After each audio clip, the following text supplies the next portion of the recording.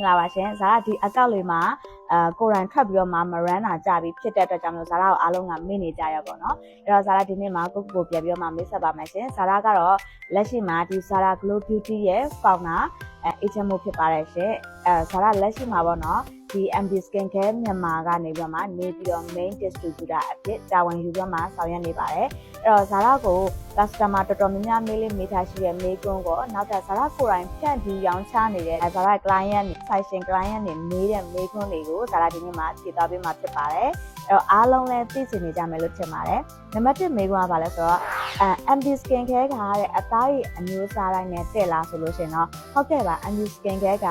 တေချာစနစ်တကျဖော်ဆက်ထားတာဖြစ်တဲ့အတွက်ကြောင့်မလို့ all skin type သုံးလို့ရပါတယ်နောက်ထပ်မေးခွန်းတစ်ခုကကြတော့ဘယ်လောက်ကြာရင်ရလက်တိတာမှာလဲတဲ့အသားရည်တူးချင်းစီပေါ်မှာမူတည်ပြီးတော့မှရလက်ကအနှဲငယ်အချိန်ကွာဟချက်ရှိတယ်ပုံမှန်အဖြစ်ဆိုလို့ရှိရင်2ပတ်ကနေပြီးတော့မှ4ပတ်တစ်လအတွင်းမှာရလက်တိတာတယ်ဒါပေမဲ့တူးနဲ့တူးအသားရည်ပေါ်မှာရလက်လေးတွေကအနှင်းနဲ့အမြန်ကွာဟချက်လေးတွေရှိနိုင်ပါတယ်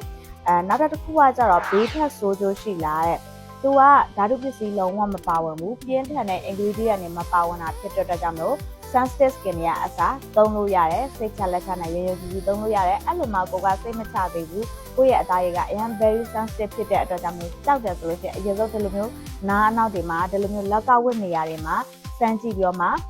သုံးဖို့အတွက်လည်းဇာရာကအကြံပြုချင်တယ်ပေါ့နော်နောက်တစ်ခုကကျတော့ပစ္စည်းကတခြားနေရာတွေမှာရောင်းတဲ့ဈေးနဲ့ကွာနိုင်လားဆိုလို့ရှိရင်တော့အဖေကတော့လုံးဝမကွာနိုင်ပါဘူး။ဒါကြောင့်လဲဆိုတော့ကုမ္ပဏီကသတ်မှတ်ထားတဲ့တူညီဈေးနှုန်းကိုတစ်နိုင်ငံလုံးဖြန့်ပြီးရောင်းချတာဖြစ်တဲ့အတွက်ကြောင့်မို့တခြားဆိုင်တွေမှာလည်းဒီဈေးအတိုင်းပဲရောင်းချခွင့်ရှိတယ်လို့ဇာရာကိုယ်တိုင်ဖြန့်ပြီးရောင်းချနေတဲ့ဒီဆိုင်တွေမှာလည်းဒီဈေးပဲရောင်းပိုင်ခွင့်ရှိပါတယ်ရှင်။နောက်ဆုံးတစ်ခုကကျတော့ customer တယောက်ကတက်မတက်မေးလိုက်ဘယ်လိုဖြေရှင်းရမလဲဆိုလို့ရှိရင်တော့ကိုယ့်ရဲ့customer ရဲ့အသားရည်ကိုမူတည်ပြီးတော့မှသူကအစီပြန်လာလားအသားချတာလားဒါမှမဟုတ် sensitive လား very sensitive လားဒါကိုမေးပြီးတော့မှဘယ်လို skin care မျိုးကိုရွေးချယ်ပြီးမှပေးရမယ်ဆိုတာကိုဆုံးဖြတ်ချက်ချလို့ရပါတယ်။တကယ်လို့မှကိုကမဖြေရှင်းတတ်ဘူးဆိုလို့ရှိရင်တော့ Zara Glow Beauty ရဲ့ phone number ကိုတိုက်ရိုက်ဆက်